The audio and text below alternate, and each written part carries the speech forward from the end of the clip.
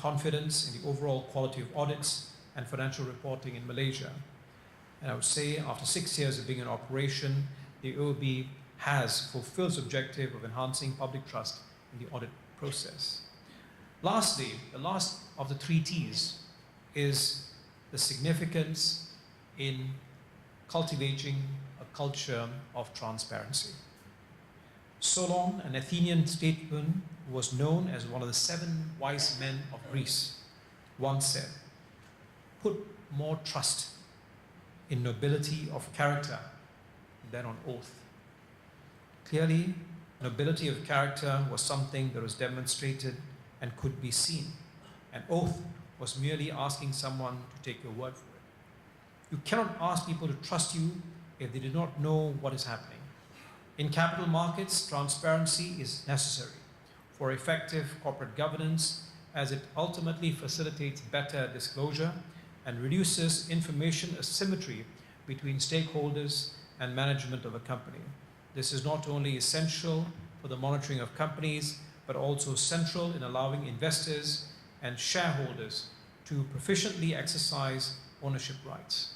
As a regulator, we try to provide as much guidance as we can to cultivate transparency while leveling the playing field. For instance, the Malaysian Code on Corporate Governance and Bursa Malaysia's listing rules ask the same disclosures of all listed companies without compromising commercially sensitive information disproportionately. The rules on takeovers provide guidance to ensure that recommendations are clearly explained and advisors do not give nebulous explanations to their recommendations. Offering documents are required to explain how the investment product works. These are some of the measures we are taking to ensure that the playing field continues to remain level. However, ladies and gentlemen, while regulators can impose certain requirements for transparency, other aspects of transparency cannot be dictated. This transparency must come from wanting to treat investors fairly, to earn their trust. I do not want to point out that transparency is not just about making disclosures. These are things that cannot be cured by disclosure alone, and trust in such cases means not letting investors take risks that they are simply not prepared for. Disclosure should be made to help investors reach informed decisions, rather than as a legal defense for the issuer and its advisors. Therefore, accountability must follow if there is a breach of that trust. Ladies and gentlemen, breaches of trust also showcase the interplay between regulators and markets. On one hand, regulators place a degree of trust upon market discipline to function in an equitable and ethical manner, while on the other, major transgressions in conduct has prompted specific and sometimes stringent policy responses. Having served as a capital market regulator for over 20 years, I'm mindful of the cyclical nature of trust and distrust within markets, principally its influence upon policy and regulations. In stable economic conditions, regulators may employ a light touch approach to regulation, allowing market forces to flow unencumbered. However, drastic market failures leading to economic hardships have catalyzed a multitude of policy adaptations, and these can manifest themselves as a consequence of subdued trust in the market, requiring actions to impose measures for safety, fairness, and transparency. Ladies and gentlemen, it is important to be mindful that the very nature of markets is such that it thrives on varying degrees of risk appetites. As a regulator, therefore, we always consider a properly calibrated approach to regulation to ensure and to sustain the dimensions of risks, ultimately contributing to the vibrancy of our financial markets and ensuring its impact in terms of capacity to support the real economy. In our pursuit to calibrate and orientate policy making, we must remain mindful that risk can only be accurately understood if the integrity, transparency, and quality of disclosures continue to reflect accurate information and invoke trust. The aim of cultivating trust and responsibility and confidence is ultimately that or is ultimately deeply incumbent upon every market participant, each of whom hold duties as custodians of trust. Amongst the custodians of trust are the many seated here today, who have earned the privilege of being certified as accountants or soon to be certified as accountants. The importance of this profession cannot be overly emphasized, with its significance marked not only within the domains of business and commerce, but also towards a greater integrity of markets. For the global markets to achieve depths of efficiency, many must invoke trust upon the quality, transparency, and accuracy of financial disclosures and the work that you do. In this regard, accountants represent frontline roles in both safeguarding the integrity of financial statements and championing objectives in the public interest. This includes the duty of fostering public trust and confidence with purpose of achieving sustained growth in the economy. It must also be noted that the accounting profession's impact in producing and ensuring the quality of financial reporting goes beyond the realm of audit and compliance. It is the very basis by which decision-making, financial strategy, analysis, and benchmarking is taken. Therefore, accountants hold critical gatekeeping functions as reputational intermediaries, allowing market participants to identify risks, locate opportunities, reduce uncertainties, and ultimately allocate capital efficiently. Given this impact, the value of proper regulation and integrity amongst accountants cannot be overemphasized. As history has shown us, where integrity collapses and trust erodes, a call for change may also ensue. Major scandals of the past that breached public trust called into question the quality of financial statements and the practices of accountants, thereby triggering a demand for immediate and far-reaching legislative reforms. Some of these reforms are intended to enhance transparency, the way businesses are governed, and how long-term value is created. Accountants play a vital role in maintaining good corporate governance practices and aid investors in making informed investment decisions. In today's world, ladies and gentlemen, of open and interconnected markets, financial reporting that adheres to internationally recognized standards provides the trust and confidence that connects investors from one country to businesses in another. Multiple studies have shown that have linked high-quality financial reporting standards to an increase in investment levels. In addition, the assurance of quality financial information contributes to a lower cost of capital, as it alleviates the need for a risk premium that would otherwise have been levied by investors and passed on to businesses and the nation. Better accounting standards help businesses consolidate short-term strategies with sustainable growth and long-term value creation, the importance of which is recognized by the emergence of new reporting standards. Ladies and gentlemen, I have provided tonight's speech not solely to confer insights that highlight the importance of trust, but I hope to prompt a continued reflection of its significance upon the grand realities that surround all of us. Trust is a delicate force, easily unsettled and quickly diminished, yet its influence will continue to resonate in great proportions, governing individual and collective actions of the public. As the events of the past and present have shown us, high levels of trust and confidence underpin a healthy and orderly market, and by extension, the overall economy and the welfare of society. This is why preserving trust and confidence lies at the core of what capital market regulators do. While establishing trust is a complex and ongoing endeavor, its preservation demands a synergistic cooperation.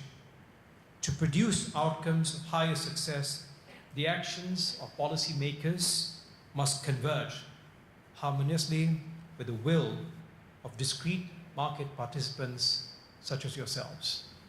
Therefore, the three themes of MIA's commemorative series are apt: internalizing integrity and taking accountability should not be a sole consequence of compliance and repercussions, but a means to express the sheer respect and care for the trust of all stakeholder groups.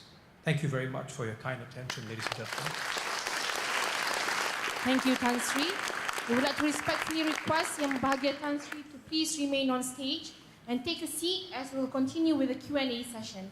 Let's now also invite Yang Berbahagia Dato Muhammad Faiz to join Yang Berbahagia Tan Sri on stage to moderate the Q&A session. The session will also be open for questions from the floor. We invite everyone present to submit your questions through the Pigeonhole application, as mentioned before we started the lecture this evening. You can go to www.pigeonhole.at and the password will be MIA50, and that's where you can submit your questions. So over to you, Dato. Thank you. If you're wondering why we're doing a pigeonhole, it's because we're listening to our president. The president says that accountants should be ready for technology. So take out your smartphones and start pigeonholing. And just to make sure that you use the smartphone, not stand up and speak, there's no microphones. Only two in the audience are myself and Tan Sri. So Tan Sri, thank you very much for that speech. I think it's a timely reminder, and I liked your 3 T's. In fact, it's something which MIA certainly is resonating with technology. Just speaking of which, how many here have not downloaded the MIA app? Now, you know you guys like numbers, right? 22 members have used the discount embedded in the MIA app to buy cars, and I think we've saved them 626,000 ringgit. Of course, you know what kind of cars they're buying now. Huh? But the point is, only 7,000 of you have downloaded the app, and there's 33,000 members. So if you haven't downloaded the app, I would suggest you do. But going back to those themes of technology, theming, and transparency, and maybe just asking the first question, Tan Sri, what could accountants do more of to try and meet those obligations? I mean, if there's something that we should be saying to our membership overall, what would the message be? Well, I think first of all, as far as the technology aspect is concerned, it is really about keeping yourself much more abreast of the developments that are taking place, and being able to ensure that there is a greater, I think, adaptation of what technology provides. I think it's adaptation in different parts of different professions and different areas has differed. And I mean, financial markets clearly have seen a lot of usage of technology in different parts. And I think, given the kind of impact that technology has today, I think keeping yourselves, as a collectively as a profession, involved there becomes very important. At the same time, I think technology's challenges that I did identify, particularly as far as some of the accounting fraternity is concerned, is really around some of the threats that we see around cybersecurity and what have you. So both in terms of usage, but I think some of the vulnerabilities, accountants have a major role to play in providing sort of, if you like, confidence in ensuring that some of those threats are managed. On the other two areas itself, I think teaming. I mean, it's really about collaboration ultimately, and I think making the point that it's the sum of the parts, and I think the collaborative efforts, both in terms of some of the areas that we are directly involved in terms of say due diligence work, reporting accountants take on work that's done by the auditors in terms of the role that's played in supporting audit committees, etc. They're all about that collaboration dimensions, which we need to see accountants play much more of. And I think the third dimension is core, at the end of the day, contributing to the levels of transparency, so people are able to make better and more informed decisions. So I think those are some of the key areas, I think. Well, just to share, MIA ran a few round tables with CFOs, and one of the questions that was asked was, well, actually, who in the organization should be worried about cybersecurity, vulnerability, and so on? And so, of course, we thought it would be the head of IT. But the consensus was, no, it should be the accountant. Because they said the IT guy only knows IT, but the person who actually has the whole view of the way the corporate works is actually the CFO. So one of the challenges we have now in MIA is to re-educate CFOs to understand that they too need to understand more about the vulnerabilities that companies have. And it's not just banks, by the way. Even a utility company could have a problem. So just looking at the pigeonhole, so here's the question, Dato Seri, and I like the fact it's anonymous, but it had 3 votes. I actually saw an earlier anonymous question, which is, why is the aircon so low? So I'm not going to ask you that one. So this question goes, how do you instill trust in future accountants? I think the effort is, first of all, to try to instill trust across the board for everyone now. I think it's really, this is the key thing which we talked about. I mean, dimensions of trust ultimately is in doing the right thing, isn't it? Ensuring that people are able to, in many ways, when you look at any sort of corporate failures that we see, one of the first questions we ask ourselves is, who are the auditors? And the significance of that becomes critical, because one works with the assumption that there is a third party out there that does an independent validation of what's been presented. And there is therefore a notion of being able to trust their role in what they do. And in many cases, I think instilling that involves actually creating the right values and ensuring that people understand the significance of what is perceived to be their role as, if you like, as I said, guardians of trust, reputational intermediaries in the whole value chain. And I think that applies, as I said, to both past, present, and future generations.